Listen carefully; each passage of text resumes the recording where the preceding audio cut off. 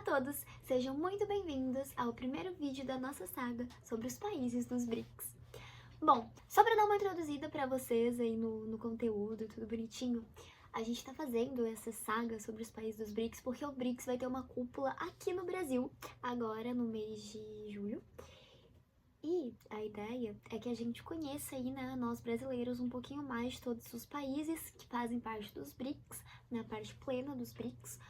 E por conta disso, a gente começou a desenvolver esse trabalho na faculdade, ali na UFSC, orientados pelo professor Gilvan Miller. A gente tá aí com essa série de vídeos para vocês conseguirem dar uma olhadinha, acompanharem e, quem sabe, se interessarem pelo tema. Cada um dos alunos da disciplina de Política e Linguística foi responsável por falar de um país. E o país que eu fui responsável para falar vai ser a Índia. Então, assim, toda vez que vocês verem o meu rostinho, a gente vai estar falando sobre a Índia, fechou? Caso você se interesse por algum outro país dos BRICS, você pode dar uma pesquisadinha no mesmo exato título que estiver no meu vídeo, 2 pontos e o país da sua escolha, que você vai ser direcionado ao vídeo dos meus colegas que estão fazendo parte deste trabalho comigo, fechou? Então é isso, vamos começar aqui o vídeo. Eu gostaria de falar pra vocês que esse vídeo ele vai ser um pouquinho mais longo do que os outros vídeos que a gente fez nessa série, tá? Ele vai ter um pouquinho mais de tempo porque a gente vai contextualizar algumas coisinhas. O que a gente vai contextualizar? Primeiro, o que é BRICS? O que é a política linguística, e a gente também vai passar um breve histórico da Índia, porque, bom, a gente não consegue falar sobre as políticas linguísticas desse país sem falar desse país. Futuramente a gente não vai ter essas introduções, então quem quiser ver essas introduções, por favor, volte aqui nesses vídeos. Primeiro, o que é BRICS? A palavra BRICS em si, ela é um acrônimo para Brasil, Rússia, Índia, China e África do Sul. Originalmente eles chamavam BRIC porque não tinha África do Sul, mas a África do Sul acabou entrando depois. Os BRICS são um fórum de articulação político-diplomático para a cooperação entre importantes economias emergentes aqui no nosso global, tá? A ideia do BRICS é estabelecer esse livre comércio, como a gente comentou, e conseguir escapar da doação e essas coisas. O funcionamento do BRICS ele é feito com uma presidência rotativa anual, sem secretariado permanente e orçamento próprio. As decisões são feitas por consenso, e esse ano, né, agora que a gente citou anteriormente, deu bastante ênfase aqui, a cúpula dos BRICS vai ocorrer no Brasil, tá? Nos dias 6 e 7 de julho. Agora, contextualizado que é a BRICS, vamos dar uma passadinha mais ou menos por cima do que é a política linguística. Começando com a definição de Calvé. Calvé diz que a política linguística são as decisões sobre as línguas da sociedade e das pessoas com as línguas. Quando a gente fala de política linguística, a gente não pode deixar de falar sobre a abrangência dessa política, né? Que ela pode ser uma ação nacional, mundial, ela pode ser uma ação estadual, vai variando, a gente vai ver isso ao decorrer dos vídeos. Outra coisa que Calvé defende também, e que eu vou trazer aqui pra gente durante os trabalhos, a gente vai estar vendo, aqui toda ação que tiver a ver com uma língua, toda ação que envolver uma língua, ela vai obrigatoriamente ser política. Nunca vai ser uma coisa por acaso, tipo, ai, fiz aqui, aconteceu. Não, tudo vai ter um motivo e às vezes vai ter até uma hierarquia por cima disso. Bom, dado esse conceito de política linguística, a gente precisa apresentar para vocês também o conceito de política de oficialização. Visto que nesse vídeo em específico, a gente vai estar trabalhando um pouquinho com esse termo mesmo de política de oficialização. Então, quando a gente fala de política de oficialização, a gente está falando sobre o processo pelo qual uma ou mais línguas recebem status legal como língua oficial de um território. E aí, território, a gente pode ser país, estado, região, enfim. Isso acaba implicando no uso dessas línguas na administração pública, na educação, em legislação, todas essas coisas que o Estado pode interferir. O status legal de uma língua, né, ele é super importante para garantir que essa língua tenha os seus direitos e continue sendo passada para frente e continue sendo reconhecida. Isso diminui muito a chance dessa língua morrer. Por exemplo, se você ensina e se as crianças aprendem essa língua na escola, se as crianças falam essa língua maternamente, se as crianças precisam, sei lá, conseguir aprender essa língua para acessarem o banco, para os pais dessas crianças vai ser interessante que elas saibam essas línguas, por exemplo. Então aí as crianças vão tendo esse rolê de aprender cada vez mais, serem mais incentivadas a aprender línguas oficiais do que outras línguas minoritárias, tá? O conceito de língua minoritária a gente vai ver também. Contextualizado tudo isso, vamos falar um pouquinho sobre a Índia, beleza? Então, geograficamente, a Índia está localizada no sul da Ásia e ela é o 7º maior país em área geográfica e o 2º mais populoso do mundo. Quando a gente fala de país muito populoso, a gente consegue também pensar em um país com muita diversidade. E se a gente fala em um país diverso, é natural que a gente pense que esse país também seja diverso linguisticamente, então que ele fale muitas línguas. A Índia ela tem uma história muito grande e muito diversa, tá? Ela foi composta já por muitas e muitas civilizações antigas, ela foi lar da civilização do Vale do Indo e de algumas outras civilizações também ao decorrer dos anos que a Índia existia. Ela teve um processo de colonização, assim, bem triste, bem difícil. A presença europeia começou no século XVI na Índia. Antes disso, eles tinham essas civilizações antigas. Inclusive, eu quero aqui mostrar pra vocês um fato linguístico, já que a gente tá falando sobre essa história da Índia, que vocês estão vendo esse mapa aqui que eu trouxe pra gente colorido? Então, antes tudo isso aqui, ele era preenchido de azul. Esse azul nesse mapa, ele representa as línguas de famílias dravídicas. E toda a Índia era composta por línguas de famílias dravídicas. Inclusive o Paquistão, que ele não tá aqui porque ele não pertence mais à Índia, né? Enfim. E aí o que aconteceu? Os europeus foram chegando com as suas línguas de famílias indo-europeias. A gente tá vendo essas divisões aqui no mapa, nas legendinhas. Enfim. Os europeus chegaram e eles foram de maneira nada amigável, eles foram muito violentos, afastando, reprimindo essas pessoas que falavam línguas dravídicas, e aí foram empurrando, até que elas chegaram e se concentraram ali no sul. Por isso, a gente tem até hoje na Índia uma briga muito forte, linguística mesmo. O pessoal do sul da Índia, ele não aceita o hindi, que é a língua oficial da maior parte dos estados ali, desses estados indo-europeus, desses estados de língua indo-europeias, né, que todos eles aceitam, mas o pessoal do sul não aceita. Eles, inclusive, preferem falar o inglês, que foi a língua do último colonizador dele. Entre todas essas formas de colonização que a gente tava falando, que a Índia teve, a gente dá destaque pro Regime Britânico no século XVIII ao XIX. Um fato histórico muito, muito grande, muito importante também quando a gente fala sobre a Índia, a independência da Índia. Como um dos grandes nomes da independência da Índia, a gente tem o Gandhi, esse senhorzinho aqui. Ele ia pra protesto, entendeu? Ele foi preso em muitos, mas ele adorava participar disso e ele defendia muito a ideia de uma independência não violenta. O que acabou não sendo o caso, teve muita, muita violência na independência da Índia, tá? Foram diversos anos de guerra que acabaram tendo fim só no dia 15 de agosto de 1947, onde a gente teve também a partição da Índia, que foi onde a gente teve a criação da Índia e do Paquistão. Eles se separaram, tá? Antes era tudo junto, agora não é mais. É complicado a gente falar sobre isso, porque quando teve essa partição, ela foi uma coisa muito imediatista, por assim dizer. Então, basicamente, como isso foi repentino, as pessoas elas começaram a juntar suas coisas e começar a correr realmente mais rápido que elas conseguiam de um lado pro outro, né? Pra que na Índia ficasse apenas os hindus e para que no Paquistão ficassem os muçulmanos. Então, quando a gente tá falando, né, da Revolução da Índia, e quando a gente fala da Índia atual também, a gente não consegue deixar de fora a religião. A religião lá é uma coisa muito, muito forte na Índia, desde que a gente conhece a Índia por Índia.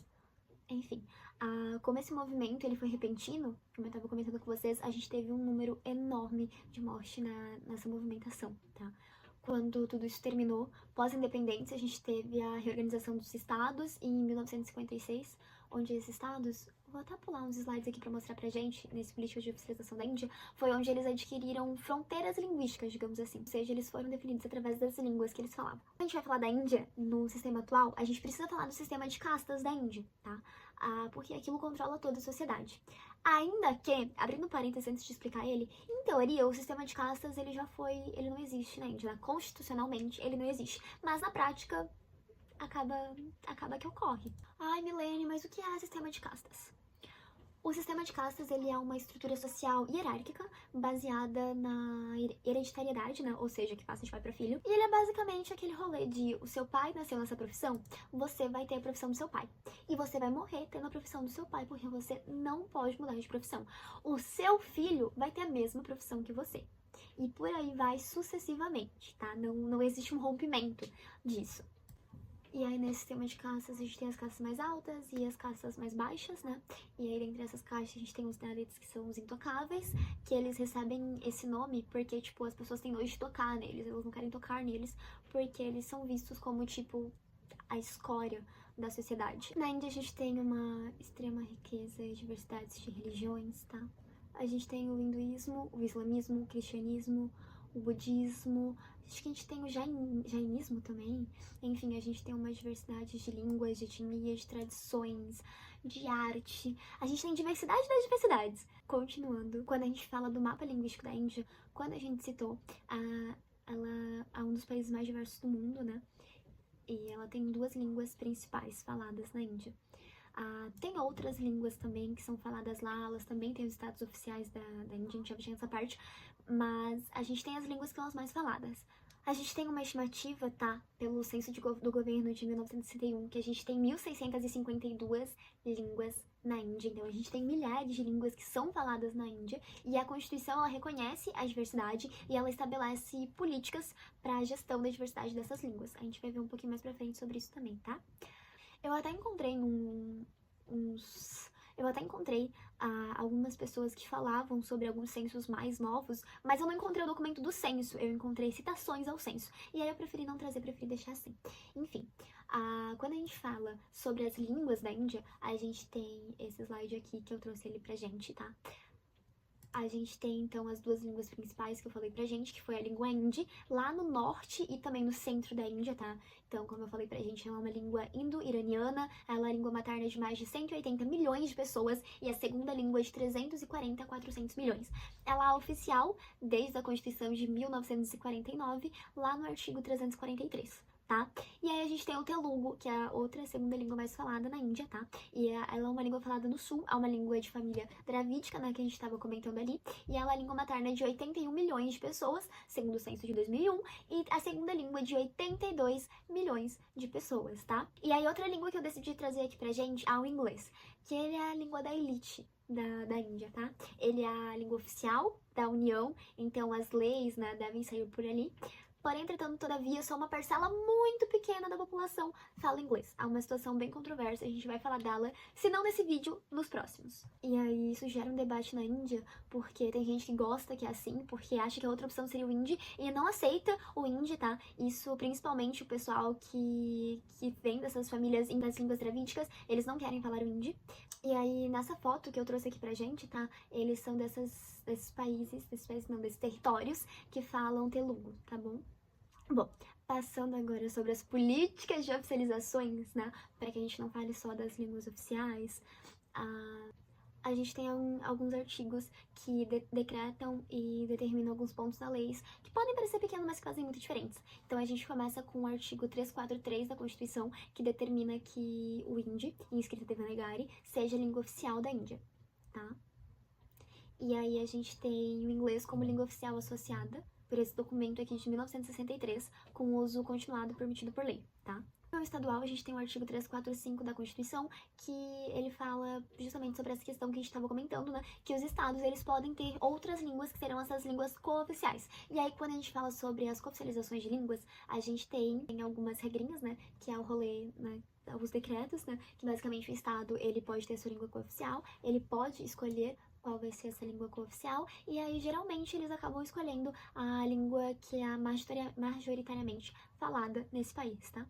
Quando a gente fala dessa cooficialização, a gente não consegue não citar o anexo 8º da Constituição, que foi quem trouxe de fato essa questão da cooficialização de línguas para a Índia, tá? Primeiro, a gente teve 14 línguas, né, adicionadas nesse anexo em 1950, e aí depois a gente teve agora em 2025, fechando o número de 22 línguas, tá?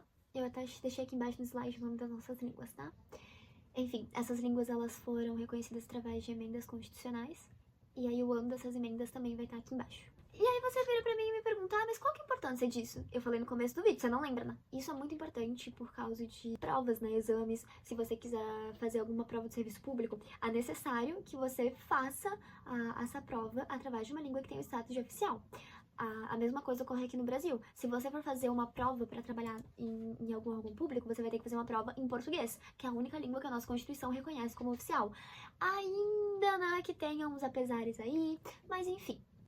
A gente também tem o uso dos fundos oficiais para poderem promover essas línguas, né, para garantir que essas línguas não sejam extintas.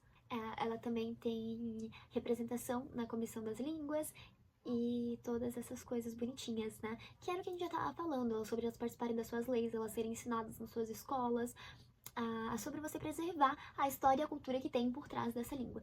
Enfim, a gente tem esse mapinha, que a gente já comentou sobre ele, mas ele mostra as nossas barreiras linguísticas nos estados e as línguas que são oficiais nesses estados.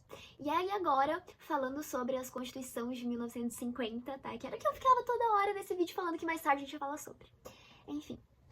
Trouxe todos os artigos delas aqui escritos, vocês podem dar uma olhadinha, mas como esse vídeo já tá muito longo, eu vou focar em 4, que são essas que eu coloquei no slide em negrito pra gente, beleza?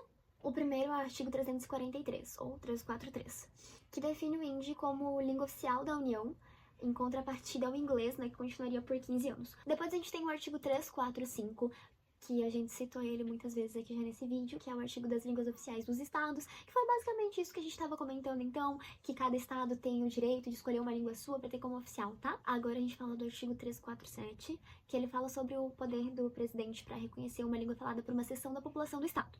Esse basicamente é um mecanismo para a gente conseguir defender os interesses das minorias linguísticas. Ou seja, permite que o presidente ele vá e faça uma intervenção para que uma língua seja reconhecida e tenha os direitos ali, né, dessas línguas oficiais. Se essa língua entrar nesse artigo, ela tem, por exemplo, o direito de ser ensinada na escola, por exemplo, que é um puta de um privilégio e também garante, né, como a gente tá comentando até agora, que essa língua não morra. E aí um artigo que me chama muita atenção é o artigo 350b, Oficial Especial para Minorias Linguísticas. Oficial Especial é um cargo, tá?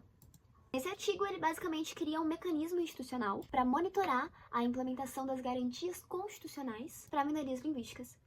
E assegura que as queixas e questões, etc., das minorias sejam investigadas e também reportadas a um nível superior, mais alto.